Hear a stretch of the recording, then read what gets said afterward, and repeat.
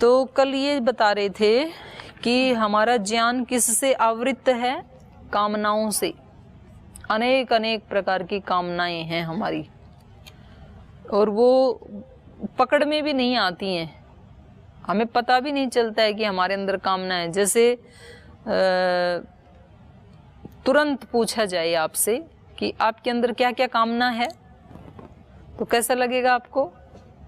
कोई कामना नहीं है जी, ऐसे ही लगता है ना। ऊपर से देखने में तो यही लगता है, ना हमें नौकरी लगने की कामना है, ना किसी पद की कामना है, ना किसी प्रतिष्ठा की कामना है, तो हम तो निष्काम हैं। फिर और थोड़ा सा गहरा घुसेंगे, अंदर प्रवेश करेंगे और अपने एक एक विचार पे काम करेंगे। ये विचार क्यों उठ रहा है मेरे मन में इस व्यक्ति के प्रति, इस स्थान के प्रति, ये विचार क्यों आया मेरे अंदर? तब आपको पता लगेगा कि इसके पीछे ये कामना छिपी हुई है। छिपके रहते हैं, वो सामने नहीं आते, नहीं बताते हैं कि हम कामना हैं। ऐसा मैंने क्यों बोला, ऐसी चर्चा मैंने क्यों की उस व्यक्ति के साथ, उस व्यक्ति के बारे में, तो पता लगेगा इसके पीछे मेरी ये कामना थी। कभी व्यक्ति अपने आप को श्रेष्ठ साबित करने के लिए और फिर दूसरे को क्या कहता है, देखो ये सब यहाँ गुरुकुल में रह करके भी कैसा आचरण करते हैं। मतलब यहाँ पर ईर्ष्या का भाव नहीं है। कौन सा भाव है, क्या कामना है? अपने आप को सुपीरियर दिखाने की कामना है यहाँ पे, कि मैं थोड़ा ज्यादा श्रेष्ठ हूँ। आज आपने भाषण दिया, वहां पर बोला मंच पे, तो बहुत अच्छा बोला, लेकिन जितना अच्छा आप प्राय बोलते हैं उतना अच्छा आज नहीं था। और इस व्यक्ति ने भी बोला जो ये कह रहा है, तो यहाँ भाव क्या है? मैंने ज्यादा अच्छा बोला, आपने उतना अच्छा नहीं बोला।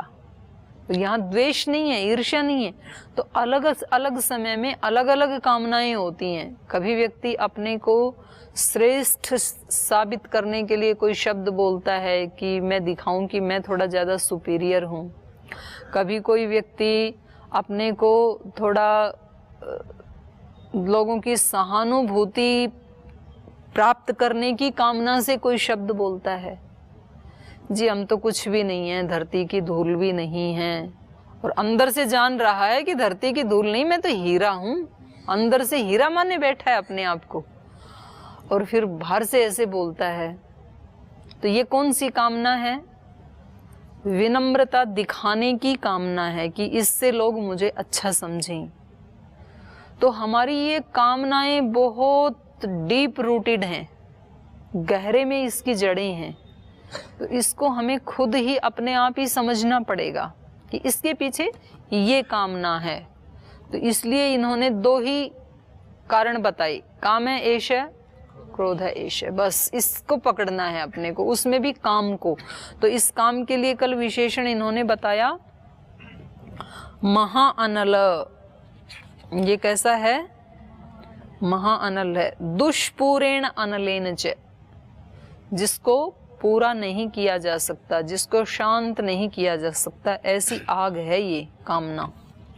फिर ये रहती कहाँ है, कहाँ रहती है ये कामना, उसको बता रहे हैं अगले श्लोक में। तो ये कामना कहाँ रहती हैं? तो कहा इंद्रियाणि मनो बुद्धि अस्य अधिष्ठानम उच्यते। इंद्रियां, मन और बुद्धि ये अधिष्ठान है। अधिष्ठान मतलब आश्रय। इच्छाएं, कामनाएं कहाँ रहती हैं? इंद्रियों में, मन में और बुद्धि में। ये तीन स्थान हैं इसके। इंद्रियों में कामना, जैसे आंख, चक्षु की कामना क्या होती है? अच्छे ही रूप को देखूं, बुरा रूप नहीं देखना चाहता है। नाक की, घ्राण इंद्रिय की कामना क्या है? अच्छी गंध को ग्रहण करूं, बुरी गंध आते ही बंद हो जाता है। ये अपने आप ही, कहीं जा रहे हैं ना, दुर्गंध आई तो क्या करते हैं? या तो कपड़ा डालते हैं नाक पे, या तो बंद कर लेते हैं। लेने की इच्छा नहीं है इंद्रिय की। इसकी कामना क्या है? बुरा नहीं चाहिए, अच्छा चाहिए।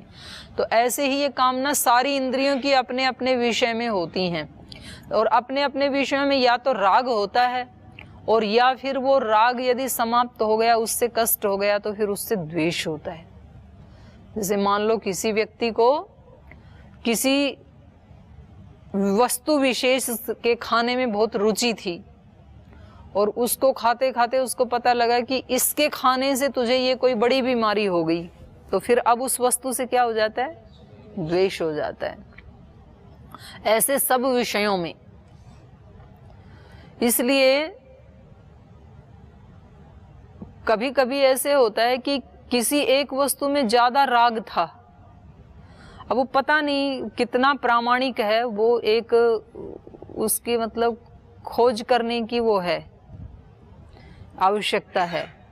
लेकिन वो ऐसे बताते हैं, जैसे महिलाओं के विषय में रामचरितमानस में तुलसीदास जी ने, तो पहले महिला के प्रति उनकी अत्यंत आसक्ति थी, और फिर क्योंकि अभी उसका, इसलिए मैंने कहा वो रिसर्च का विषय है, उसके बारे में एक तरफा नहीं कहा जाता है। एक तरफा ये है कि उनके अत्यंत आसक्ति थी अपनी पत्नी के प्रति, और उनकी पत्नी ने प्रेरणा दी कि आप इतनी आसक्ति ईश्वर से करो तो आप तर जाओगे। तो वो अपनी पत्नी के इस कथन से ईश्वर की उसमें लग गए भक्ति में, और वो एक संत बन गए। लेकिन उन्होंने अपनी पत्नी को सम्माननीय ही समझा कि इन्होंने मेरे को दिशा दी, एक है ये। और दूसरा ये है कि फिर उनको अत्यंत घृणा हो गई स्त्री मात्र से, ये दूसरी है किंवदंती। फिर ऐसे कुछ श्लोक भी उन्होंने घड़ लिए कि उन्होंने ऐसे कहा है, तो ये कितना प्रामाणिक है उसके बारे में हम चर्चा नहीं कर रहे। लेकिन ये है कि इंद्रियां हमारी ऐसी हैं कि उस विषय में या तो राग करती हैं या उस विषय से द्वेष करती हैं। जैसे चक्षु इंद्रिय को किसी रूप में बहुत आसक्ति है, और उस रूप ने ही कभी इसको कोई कष्ट दिया तो फिर उसी रूप से द्वेष भी हो जाता है। राग द्वेष, और जिससे जितना राग होता है उसी मात्रा में फिर द्वेष भी उतना ही होता है। तो एक तो इंद्रियां इसका अधिष्ठान है कामनाओं के रहने का। दूसरा मन, मन में कामनाएं होती हैं। इंद्रियों के सामने विषय हैं तब तो इंद्रियों में कामना होती है, किसी रूप को देखकर, फल को देखकर, फूल को देखकर, तब उसको लेने की इच्छा होगी। और कभी तो कोई भी विषय सामने नहीं है, व्यक्ति अपने कक्ष में बैठा है, शब्द स्पर्श रूप रसगंध कुछ भी सामने नहीं है, लेकिन तब इसकी इच्छा किससे होती है? मन से। फिर मन से चाहता है, मन से चिंतन करता है विषयों का। तो ये कामना अब कहाँ छिपी है? मन में। फिर बुद्धि में, मन में चल रहा था तो फिर बुद्धि ने भी कहा कि ठीक है ऐसा ही करो। तो फिर ये आत्मा बेचारा विवश होके तीनों के पीछे चलता है, क्या करेगा? फिर ये जिधर भी ले जाते हैं वहां आत्मा को जाना पड़ता है। तो ये एक ये तरीका है जीवन जीने का, सकाम कर्म जो हैं, जिस पे सारा संसार चल रहा है। तो उनकी यात्रा कैसे है? वो कामनाओं के पीछे चलते हैं। सकाम मतलब कामना सहित। और कामना कहाँ रहती है? या तो इंद्रिय में, या तो मन में, या तो बुद्धि में। पहले इंद्रियों ने कहा कि हमें ऐसा चाहिए, फिर मन ने भी समर्थन कर दिया कि हाँ ठीक है ये अच्छा है आपका सुझाव, उसको ले लेना चाहिए। फिर बुद्धि ने भी निर्णय दे दिया कि ठीक है मेरी भी अनुमति है। तो फिर आत्मा क्या करेगा बेचारा? इनके पीछे जाएगा। और कामनाओं के पीछे जाते जाते, इंद्रिय मन आदि के पीछे जाते जाते ये कामनाएं इस मनुष्य को कहाँ ले जा करके पटकेंगी, वो सारे संसार में दिखाई दे रहा है आपको। जो व्यक्ति कामनाओं के पीछे चलता है तो अंत में संसार से जाते समय उसकी अनुभूति क्या होती है? सिकंदर ने कहा दोनों हाथ बाहर निकाल देना अर्थी से मेरे, ताकि मैं तो नहीं समझ पाया जीवन भर, मैं तो इन कामनाओं के पीछे दौड़ा, तो पर दूसरे लोग जान लें मेरे अनुभव से कि मैं कुछ भी साथ नहीं लेके जा रहा हूँ, खाली जा रहा हूँ। बाहर से भी खाली, अंदर से भी खाली, क्योंकि अंदर तो कभी भरने की कोशिश ही नहीं की, बाहर से ही भरता रहा मैं तो दूसरे लोग कम से कम मेरे से ये सीख लें कि वो उन चीजों का खजाना भरें जो साथ ले जा सकते हैं। तो साथ क्या ले जा सकते हैं? साथ अपने पुण्यों के संस्कार ले जा सकते हैं, कमाया हुआ धर्म, किसी की हुई सेवा, जो उच्च संस्कार हैं, उच्च कर्माशय है, वो साथ जाता है। बाहर की वस्तुएं तो जाती नहीं है। तो ये कहाँ ले जाती हैं आत्मा को कामनाएं? ये सारा संसार जहां जा रहा है, अत्यंत निराशा के पॉइंट पर ले जाके पटकती हैं। अंत में व्यक्ति को पता लगता है जिन कामनाओं के पीछे तू जीवन भर दौड़ता रहा, ये तो आज भी समाप्त नहीं हुई और जीवन समाप्त हो गया, कामनाएं समाप्त नहीं हुई। ये एक रास्ता है सकाम कर्म करने का। एक दूसरा रास्ता है निष्काम वाला, जो इसमें बताया, दूसरे अध्याय में बताया। ये निष्काम वाला चलता है आत्मा के पीछे, ये तीनों चलते हैं। आत्मा निर्णय लेता है, बुद्धि उसको अभिव्यक्त करती है, आत्मा के भाव को बुद्धि कहती है कि ये रास्ता श्रेष्ठ है। जब बुद्धि ने एक बार निर्णय कर लिया तो फिर मन भी अपनी आहुति उधर ही देने लगता है कि ठीक है, जब आपने निर्णय कर लिया तो अब मैं भी वही चिंतन करूंगा, जो इस रास्ते से संबंधित साधन हैं उन्हीं के बारे में मैं भी सोचूंगा, दूसरे विचार उठाऊंगा ही नहीं। फिर इंद्रियां कहती हैं कि ठीक है, जब आप दोनों का ये निर्णय है तो हम भी ऐसा करने में ही सहयोग करेंगे। तो फिर हाथ पैर चक्षु आदि सब इंद्रियां उसमें सहयोग करने लगती हैं, सेवा में लग जाती हैं। तो अब ये आत्मा जिसका सारथी है, ये कहाँ ले जा करके पहुंचाएगा? निष्काम वाला रास्ता ये ब्रह्म में जाके समाप्त होता है, क्योंकि इसका लक्ष्य वो है जो पूर्ण आनंद है। तो इसका सफर वहां समाप्त होगा जहां पूर्ण आनंद है। तो ये दो रास्ते बताए। तो इसलिए इन्होंने कहा इंद्रियाणि मनोबुद्धि अस्य अधिष्ठानम उच्यते। इन कामनाओं का अधिष्ठान ये रहती कहाँ हैं? ये रहती हैं इंद्रियों में, मन में, बुद्धि में। ये इनके रहने के स्थान हैं। इसलिए एतैहि विमोहयति एषः। इन कामनाओं के द्वारा ये जो मन बुद्धि और इंद्रियां हैं, इनके द्वारा एषः देहिनम, इस देही को, देही माने आत्मा को, ये कामनाएं विमोहयति, मोह में डाल देती हैं, भ्रमित कर देती हैं। इन तीन के द्वारा, इंद्रिय, मन और बुद्धि के द्वारा ये कामनाएं इस आत्मा को विमोहयति, मोहित कर देती हैं। ये कामनाएं इसको व्यूह चक्र में डाल देती हैं। तेरे साथ ऐसा क्यों हुआ, उसके साथ ऐसा क्यों हुआ, वो कौन होते हैं ऐसा निर्णय लेने वाले, ये तो मेरा कार्य क्षेत्र था, ये तो मेरे विद्यार्थी थे, ये तो मेरा गुरुकुल था, ये तो मेरी क्लास थी। ऐसे आती हैं ना ये सारी कामनाएं। तो ये कामनाएं कहाँ रहती हैं? मन बुद्धि और इंद्रियों में। और ये इस आत्मा को क्या करती हैं? विमोहयति, मोहित करती हैं, भ्रमित करती हैं। और ज्ञानम आवृत्य, इसका आत्मा का अपना जो विशुद्ध ज्ञान था उसको आवृत्त कर देती हैं, ढक देती हैं, उसको ढक के अपने चक्कर में फंसा देती हैं ये कामनाएं।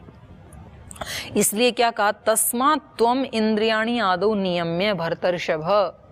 इसलिए हे भरतर्षभ, भरतर्षभ माने भरत कुल में पैदा होने वाले श्रेष्ठ अर्जुन, आदौ सबसे पहले, आदि में अर्थात सर्वप्रथम, तस्मात् हे अर्जुन भरतर्षभ, तस्मात् त्वम आदौ इंद्रियाणि नियम्य। इसलिए तू सबसे पहले क्या कर?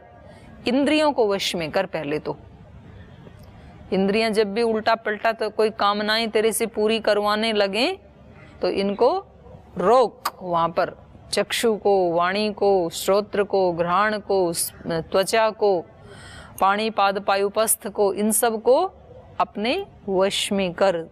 सबसे पहले शुरुआत कहाँ से करें? निष्काम होने के लिए कहाँ से करें? इंद्रियों से। इंद्रियों में निहित जो इंद्रियों की जो कामनाएं हैं, सबसे पहले उनको वश में कर। आदौ इंद्रियाणि नियम्य, सबसे पहले इंद्रियों को वश में कर, क्योंकि पापमानम प्रजहि ही एनम ज्ञान विज्ञान नाशनम। क्योंकि ज्ञान विज्ञान नाशनम, ज्ञान विज्ञान का नाश करने वाली एनम, इस कामना को, प्रजहि, इसको तू मार, प्रकृष्ट रूप से मार। प्रजहि, जही नहीं, प्रजहि, प्रकृष्ट रूप से मार, माने इसमें थोड़ा सी भी जान ना रह जाए। पाप मानम, पाप मानम, इस पापी कामना को। इसलिए तू अपनी इंद्रियों को वश में करके पहले इंद्रियों से इस कामना को मार दे। इंद्रियों की कोई कामना नहीं होनी चाहिए। पहले 10 इंद्रियां कैसी होंगी? निष्काम। तो फिर ये व्यक्ति क्या बन जाएगा? दशरथ। दशों इंद्रियां रथ का काम करती हैं, आगे ले जाने का काम करती हैं जिसके लिए, वो कौन है? दशरथ। तो आप दशरथ बन जाएंगे।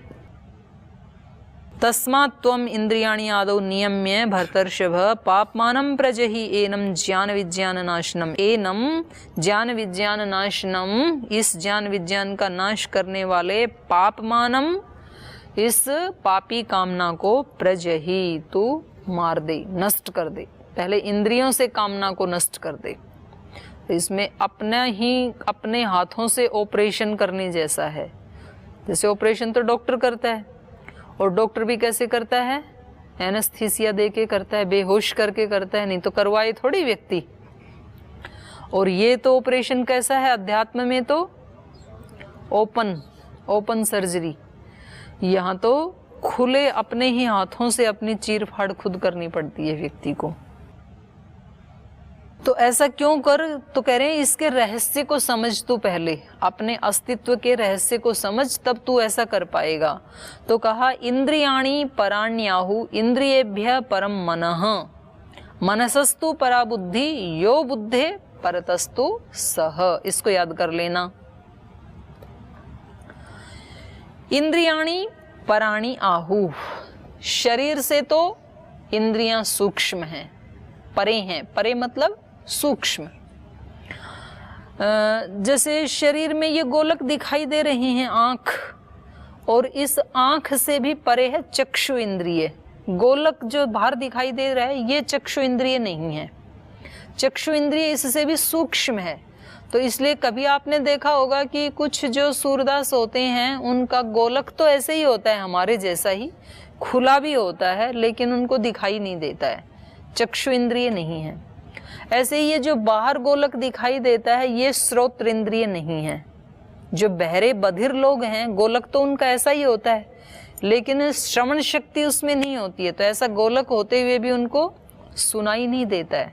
तो शरीर से तो इंद्रियां परे हैं, स्थूल शरीर से इंद्रियां सूक्ष्म हैं।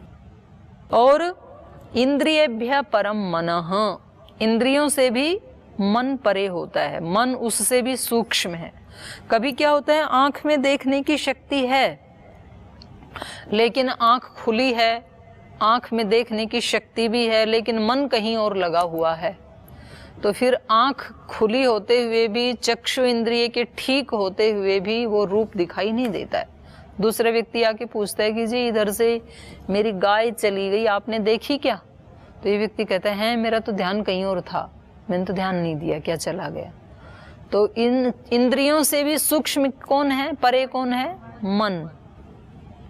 और मनसस्तु परा बुद्धि ही, मन से भी परे माने मन से भी सूक्ष्म क्या है?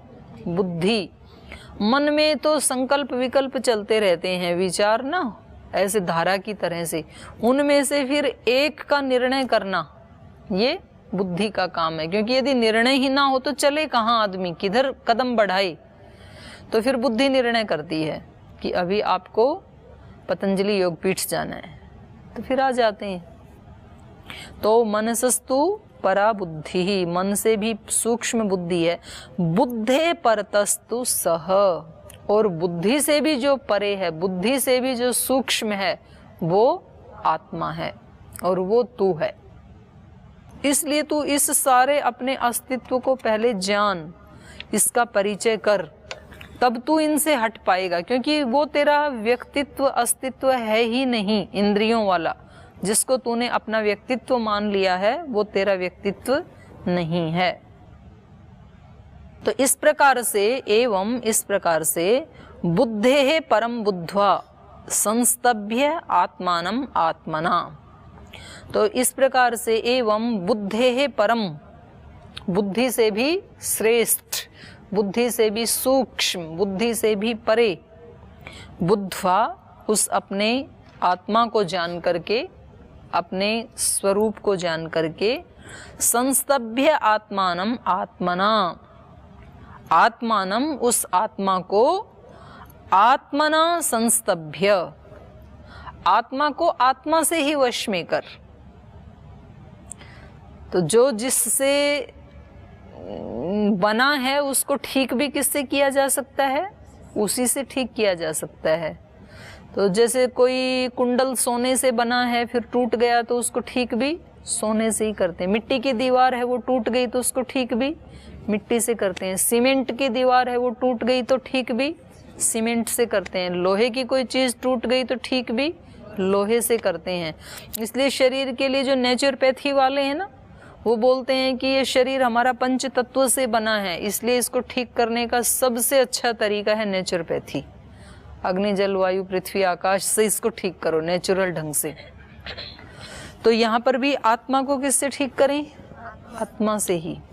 आत्मना आत्मानम संस्तभ्य, आत्मा से ही आत्मा को वश में करके शत्रुम जही, काम रूपम दुरासदम शत्रुम जही, ये जो कामना रूपी शत्रु है, और कैसा है ये? दुरासदम, दुर्जय, इसको जीतना बड़ा कठिन है। देखो कैसे शत्रु को साथ लेके घूम रहे हैं हम, और हम तो उस शत्रु को पुष्ट और कर रहे हैं प्रतिपल। वो आके बैठा है हमारे घर में और कभी कुछ मांगता है, कभी कुछ मांगता है, और हम उसकी कामना पूरी किए जा रहे हैं, उसकी भरपाई किए जा रहे हैं। तो शत्रु को ही हम पुष्ट किए जा रहे हैं। और ये शत्रु कैसा है? दुरासदम, दुर्जय, जिसको जीतना बड़ा कठिन है। तो इसको कैसे जीता जा सकता है? अपने आत्म स्वरूप में प्रतिष्ठित होकर के, अपनी आत्म स्वरूप में प्रतिष्ठित होकर के, हे महाबाहो, इस दुर्जय काम रूपी शत्रु को जही, तू मार। तो पहले बोल तू बाद का युद्ध, तो बाहर वाला युद्ध तो बाद में लड़ देना। पहले ये जो तेरे अंदर कामनाएं ऊपर नीचे कर रही है ना तेरे चित्त को, पहले तो तू इन कामनाओं को मार, प्रशांत चित्त हो। पहले अपने स्वरूप को जान तू, क्योंकि उसके बिना तो बड़ा काम कैसे हो पाएगा, और छोटा भी नहीं हो पाएगा और बड़ा भी नहीं हो पाएगा। तो यहाँ पर ये जो तृतीय अध्याय था, इसमें हमें मुख्य रूप से निष्काम कर्म के बारे में एक तो बताया है, और निष्काम कर्म को ही दूसरा शब्द क्या कहा इन्होंने? यज्ञ, यज्ञ के बारे में बताया है। जो जिसका जीवन यज्ञमय नहीं है, तो वो कभी भी अपनी आत्मा या परमात्मा को नहीं पा सकता है, ये इन्होंने बताया। तो हमारा सुबह से शाम तक के सभी कर्म कैसे हों? यज्ञ, निष्कामता। और निष्कामता इन्होंने बता तो दी, तो बोले ये व्यवहारिक भी है कि नहीं है? निष्काम जीवन जिया भी जा सकता है कि नहीं जिया जा सकता है? तो इन्होंने कहा निष्कामता ही व्यवहारिक है, क्योंकि जिसको आप सकाम कह रहे हैं उसमें भी जब तक निष्कामता की पुट नहीं लगती है तब तक तो वो भी सफल नहीं होता है। सकाम यज्ञ जो है, तो उसमें भी थोड़ा तो निष्काम होना ही पड़ता है ना। और ये सारी सृष्टि में निष्काम कर्म ही कर रही हैं सारी शक्तियाँ, इसलिए निष्काम होना ही स्वाभाविक है। तो इसके ऊपर ज़्यादा बल दिया है, यज्ञ के बारे में दिया है। तो जीवन एक यज्ञ है, और इसकी पूर्णता किसमें होती है? आत्मदान में। इस यज्ञ में अपना ही दान करना होता है, तब इसकी पूर्णाहुति होती है। तो एक बार इसको पढ़ के जो जो विषय इसमें आए हैं इस पे आप थोड़ा चिंतन कर लें, इसमें से कुछ प्रश्न छांट लें। तो अभी समय हो गया, अभी पाठ को विराम देते हैं। ओम